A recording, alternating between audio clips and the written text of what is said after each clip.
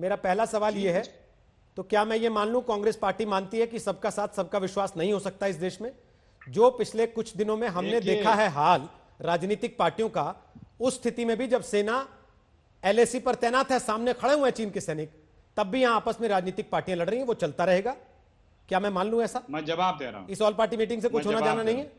मैं जवाब दे रहा हूं। देखिए जी, सरकार ने कहा कि जो इनपुट अब आ रहे हैं कि वो हथियार के साथ थे। एक सैनिक के पिता का वीडियो आ रहा है, सरकार वो जस्ट उसका उल्टा आ रहा है। सरकार ने कहा कि कोई हमारे सैनिक पकड़े नहीं गए। सूचनाएं अब कंफर्म हो गई, आपने भी बताया कि हमारे सैनिक पकड़े गए। सर मैंने तो ये बताया कि चीन का विदेश मंत्रालय कह रहा है कि कोई नहीं पकड़ा था हमने। अब भारत सरकार को आप नहीं मानते, चीन की सरकार को तो मानिए कि वो कह रही हमने किसी को नहीं पकड़ा था। अरे शुक्रवार को कहा उसने, क्यों उसके गलतफहमी पैदा उसने की जा खुद रही कहा है? कि 10 को छोड़ें।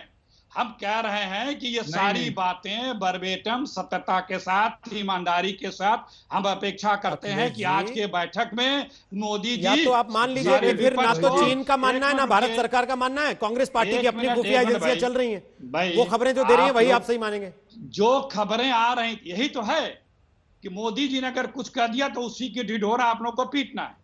और जो सब सूचनाएं आ रही है वो सूचना फिर क्या करेंगे? आपको थोड़ा सा भी सवाल पूछ दिया जाए तो आप फिर मिला जाते हैं एकदम, और फिर गाली गलौज वाली स्थिति आ जाती है। आप मेरी उम्र का नहीं अपनी उम्र का लिहाज कर लीजिए सर। इस उम्र में सफेद बालों में आप ऐसी भाषा का इस्तेमाल करते हुए अच्छे लगते हैं क्या?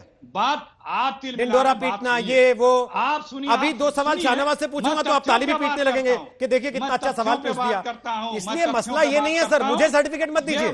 मेरा सवाल ये है कि जब चीन का विदेश मंत्रालय कह रहा हमने किसी को नहीं पकड़ा, तो किसी को तो मानेंगे, या आप मान रहे हैं कि भाई 10 लोग पकड़े थे भारत के? सुनेंगे नहीं, सुनिए, आप लोगों की प्रॉब्लम यही है भाई। बीजेपी का स्थानीय सांसद 10 दिन पहले बताया कि वहां पर चाइनीज घुस चुके हैं, फिर भी सरकार मानने को तैयार नहीं थी, आप लोग मानने को तैयार नहीं थे। छोड़िए, जाने दीजिए पत्रकारों की रिपोर्ट और रिटायर्ड जनरलों की बातों की, लेकिन बीजेपी के सांसद ने बताया, बीजेपी के अरुणाचल के सांसद ने बताया। बात यही है कि बस किसी की नहीं माननी है, जो सरकार या मोदी जी करेंगे उसी की माननी है। अरे हम सब, आप भी, हम भी, सब लोग देश के चिंतित हैं। यही अपेक्षा करते हैं कि आज मिनट टू मिनट सत्य से सत्य बता करके विपक्ष को कॉन्फिडेंस में लेंगे। नहीं तो इसके बाद आप अभी भी मित्रतारी भाव है मोदी जी। एक सेकंड, अजय आलोक को ला रहा हूं। अजय आलोक ये कह रहे हैं मिनट टू मिनट विपक्ष के सामने सारी बातें सरकार को रखनी चाहिए।